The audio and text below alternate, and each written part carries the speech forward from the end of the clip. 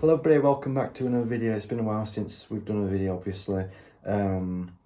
We just forget to do videos, I guess, and I can't remember the last one I did, maybe 2 or 3 months ago, but since then I've done my A-levels, so it's been a busy period. But to be fair, I finished them over a month ago now, so I have had time to do a video.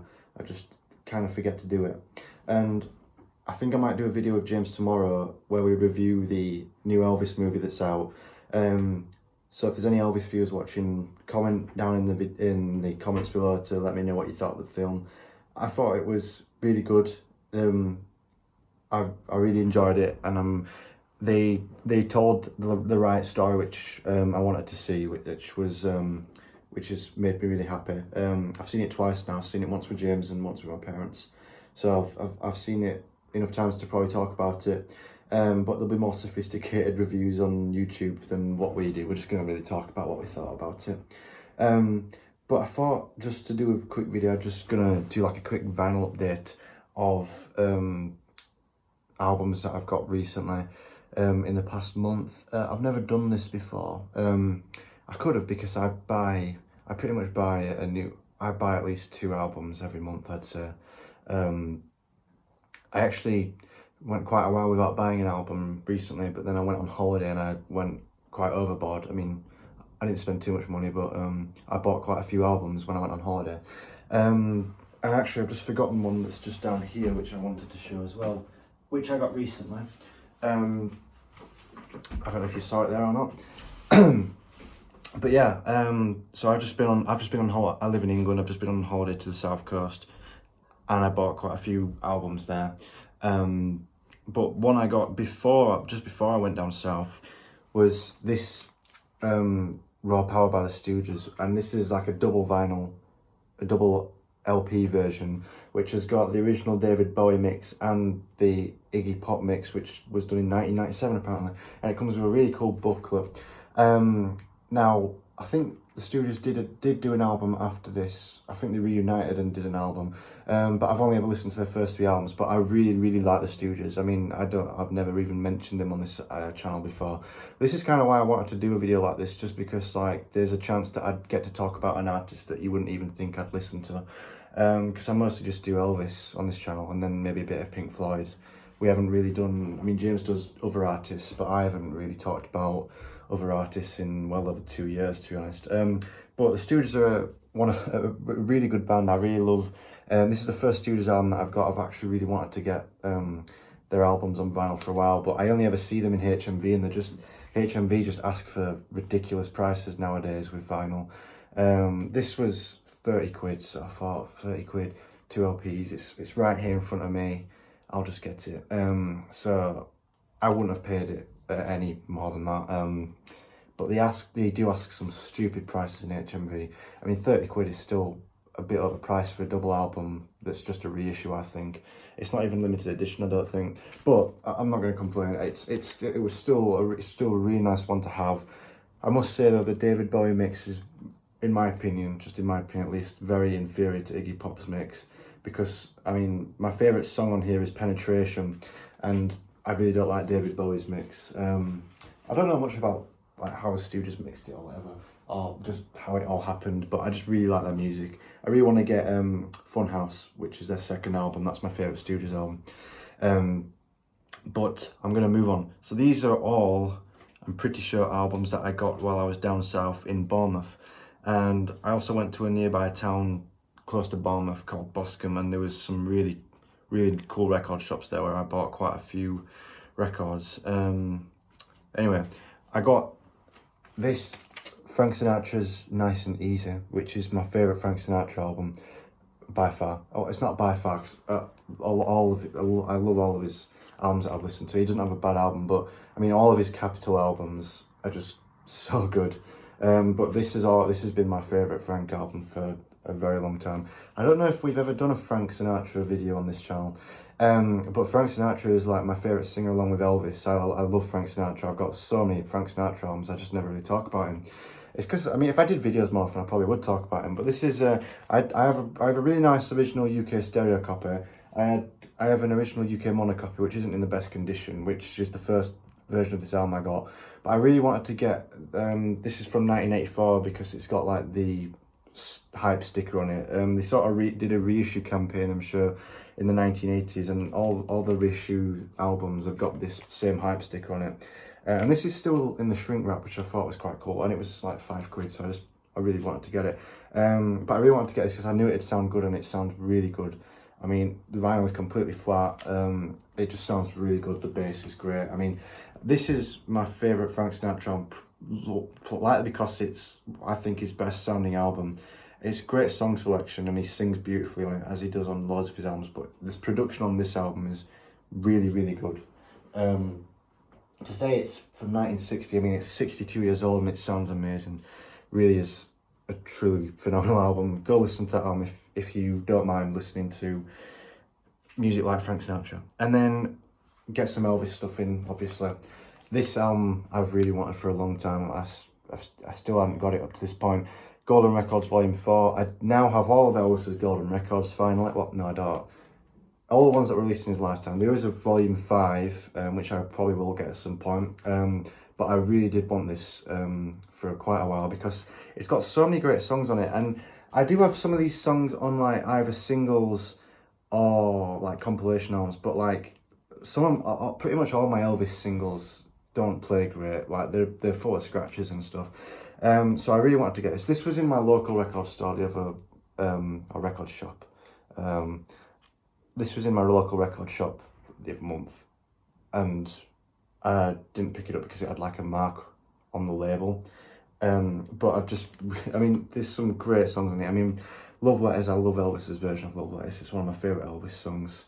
His voice is just fantastic on that. It Hurts Me it hurts me how little known this song is, to be honest. I mean, this is one of this might be one of Elvis's most underrated hidden gems. I mean, this is a phenomenal song and hardly any people talk about it. I mean, Elvis fans will obviously talk about it, but like, because it wasn't really released in one of his more famous periods for where he recorded music, this is sort of this Ask Me in Memphis, Tennessee were all recorded in a 1964 session, and that was sort of the last time he recorded any non-movie material for about 2 years until he did How Great Thou Art. So this was sort of the very tail end of when he came back from the army and he recorded lots of studio work that was non-soundtrack related. This was the last non-soundtrack related stuff that he recorded for a few years, which is a shame. I mean, that session produced 3 phenomenal songs, and then, you know, it's got some great songs. Please Don't Drag That String Around, Witchcraft. I mean, this is like a 1977 UK reissue, and it still sounds great. It's got The Devil in Disguise, which is actually the only song on this album that reached #1 in any country. It got to #1 in the UK. And Ask Me is just, that's my favourite song on here. I mean, Ask Me is just a beautiful, beautiful ballad. It should be one of Elvis's most well-known songs, but it's not for some reason. That is just an absolutely gorgeous song. One of my favourite songs ever. It's absolutely beautiful song. Unfortunately, the second side on that album, I think it must have been played with a heavy needle or something, because it's got a bit of background hissing on it, which is a shame. But what can you do? I mean, I paid a decent price for it, so it's all good. And then this is another Elvis album, because I saw this, and then I looked at it and I saw it was pretty good condition, and then I saw it came with a really cool booklet, and I was like, it's only £5, I gotta pick this up. And I still haven't actually properly listened to this yet. I've listened to a few songs off of it, but I've not fully listened to it yet. This is Legendary Performance Volume 3, so I've got to get all the other volumes now. I've not listened to the first side, so I don't know what the interview is. But it's just like a compilation of some rare songs, like some rare cuts from Elvis's catalogue, I guess. I mean, it's got an alternate take of Fame and Fortune, Danny, which was a song recorded for King Creole, which didn't appear on the final soundtrack. Britches, which is from Flaming Star, and I'm not really familiar with that song, to be honest. I've not really listened to it that much. But it's got, on the second side, it's got It Hurts Me, the version that he recorded for the 68 comeback special. I don't think it featured in the final special, but it's on like the 68 deluxe special thing that's on Spotify. And that's just a great photo. I mean, you could easily just frame that. I mean, great photo of Elvis. And here is another Frank Sinatra album called Where Are You, which came out in 1957. And this is sort of one of those albums that are a bit less common than some of his other stuff on it. You see like Songs for Swinging Lovers and Come Fly With Me. You see those two albums all over the place. But the reason I got this was purely because I've never ever seen it in a record shop before. And it's not even in bad condition. I listened to it earlier this afternoon. The cover isn't anything to write home about. I mean, it's not torn or anything, and it's still intact. It's just got a bit of ringwear, to be honest. But it's not a mint copy. And then it's like a reissue. I don't know, from the 70s probably, but judging by the label. But this is a beautiful, beautiful album. I mean, this could be my second favourite Frank album after Nice and Easy. I say it's one of his more overlooked albums, but I don't really know much about attitudes toward Frank Sinatra's music in the modern day besides his big albums. Not many people talk about a lot of his albums, but this is a fantastic album. I mean, he usually collaborated with like people like Nelson Riddle, and Nelson Riddle usually had like these really upbeat, bouncy sort of arrangements, and this was done by a guy called Gordon Jenkins, and it's just like a really sinister, more dark tone to it, and it's a really, really, like, he doesn't have any other albums like that, and it's a really beautiful album. His singing is phenomenal on it, so it's just a great album, that.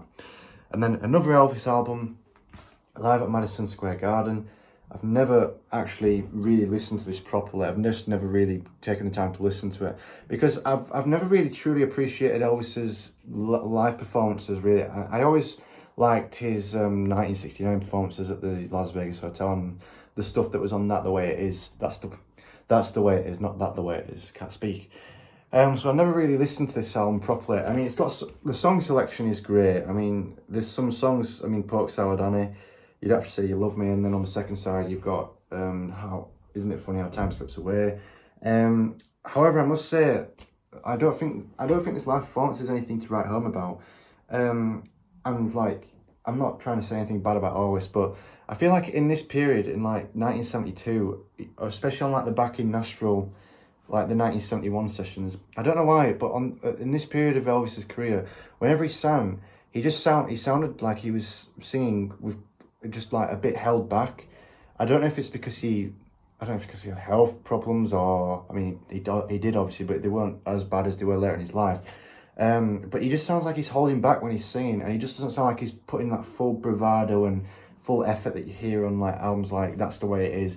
I don't know. I don't know. I'm not trying to knock Elvis, and if you really love this album, then I don't dislike it, but I don't think the performance is amazing, because I just don't think Elvis's singing is as good as it could be. He just seems to be, I don't want to say he's half-assing it, because he always put passion into his singing, but to me, it doesn't sound like he's fully there when he's singing it, but maybe that's just me. And if you like that album, then just ignore me, it's just my silly opinion. This album, I have got a really nice original UK mono copy of, which plays really nicely. I mean, it's got a bit of background noise, but it is a really old album. But I've seen Scotty's Elvis channel. I mean, I used to watch him all the time. I still do watch him. He's a great channel. You should really check him out. He's great Elvis videos, great Elvis collection. But he did some videos where he talked about these like RCA International Black Label vinyl pressings, which was like the 50th anniversary of Elvis's birthday, I think. And he said that they sounded really good. And this is one of my favorite, not one of my favorite, but this is one of Elvis's more underrated studio albums, I'd say. It's a really, really well recorded album. One of his few studio albums from the early 60s. It's just a really good sounding album. It's got a really nice song selection. It's a very mellow album, but I really, really enjoy this album. It's a really good sounding album, and this vinyl pressing sounds phenomenal. Really does sound incredible. So I'm going to have to collect more of these Black Label vinyls at some point in the future. But there's just so many to collect, I guess. This one, this is Essential Elvis Volume 1. Yeah. I got Volume 3 the other month when I went to London to see Liam Gallagher at Nebworth. I stayed at my sister's flat in London, and then I had a quick chance to go to the record shop, and I got Volume 3. So I just need Volume 2 now. And what's great about this, I mean, the only problem with this album is that there's a little bit of a tear where I'm assuming a price sticker was. But I mean, the vinyl plays fine, and it's just a really, really tiny little mark. If it was anything bigger, I might have reconsidered, because it was only £5, but I was like, you know, it's £5. I've been wanting this for a really long time. Because again, I mean, I know about all these albums because of Scotty's Elvis channel. I'm pretty sure he's commented on one of my videos before. But you know, he's a great guy. He's got great videos. But all these Elvis albums, I know about this album because of watching his videos, and it's literally like getting like an FTD release for these films, Love Me Tender, Jailhouse Rock, and Loving You. I mean, it's got some really nice alternate takes, really beautiful versions of stuff like Young and Beautiful from the Jailhouse Rock soundtrack. But the difference is, I paid £5 for this, not £40 for some like double vinyl of some take, like 20 different takes of the same song. So really nice find that. I was really happy that I found that. I just want to get volume 2 now. And then I'll have all those essential Elvis things. And then I want to get the I Was the One album, which came out in the 1980s, which is sort of like lots of old Elvis 50s songs, which had instruments re-recorded by Scotty Moore and DJ Fontana, and sort of remixed into the song, so it sounds like brand new. So I really want to get that as well. And so that's all the Elvis stuff. And then this one is probably maybe one that people who watch my videos would find least interesting. But I finally got Dookie by Green Day. I also got this from HMV because it was only £20, which I thought was reasonable. So if it was any more, I would not have got it, because I've fallen out with HMV. I mean, that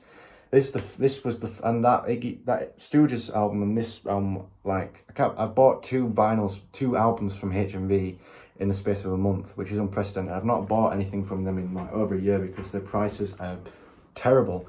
They are really, really, really disgusting prices. But anyway, this is a fantastic album. I mean, it's an album that defines the 90s for me. I mean, anybody who's watching is a Green Day fan, really good to see. Because Green Day, I'm not a huge Green Day fan. I've only listened to this album, American Idiot, and Insomniac. Those are the only 3 albums that I've listened in full. But Green Day will always have a special place in my heart. I've known songs off this album and American Idiot for as long as I can remember. I mean, songs of American Idiot especially, I've known them since I was incredibly little, like for as long as I can remember. So these songs are drilled into my head, and a lot of other people my age and people up to the age of 30 probably who grew up with them. It's an album that defines the 90s, along with albums like Nirvana's Nevermind. I mean, it's just a classic. I can't really say much about it. And it's a really good sounding pressing. I think this is like almost a 10-year-old reissue, but it must just be mass produced, because you still find them all over the place. And I was lucky enough to see Green Day because I live in Huddersfield, which is in the north of England in Yorkshire, and Green Day are currently doing a world tour, I think, or a European tour. I think they did a European leg of a world tour, and they did West Ham Stadium in London, and then they did John Smith Stadium in Huddersfield, which is obviously my local stadium, and then they didn't do any other dates in England. So they did 2 dates in England, one in John Smith Stadium in Huddersfield and the other in London. I just think that's absolutely insane that they actually came to Huddersfield. So if you're a Green Day fan and you're from Huddersfield, you're awesome. But like, the fact that they came to Huddersfield is mind blowing. And I'm so happy I got to see him. My dad managed to get tickets like a week before the gig. I just had to see him because I don't think I'll ever get the chance to see him unless I go abroad, or if they come to the UK again at some point. But yeah, so glad I got this finally. You know, it's just a great album. Some of my favourite ever songs on here. But that's all the recent vinyl finds I've picked up. So we'll probably do a review tomorrow of the new Elvis film. So let me know your thoughts on the film. I love replying to comments and just having discussions with people. It's always really nice just talking to people about Elvis and music. So please feel free to leave your thoughts in the comments below, and I'll see you in the next video. Goodbye.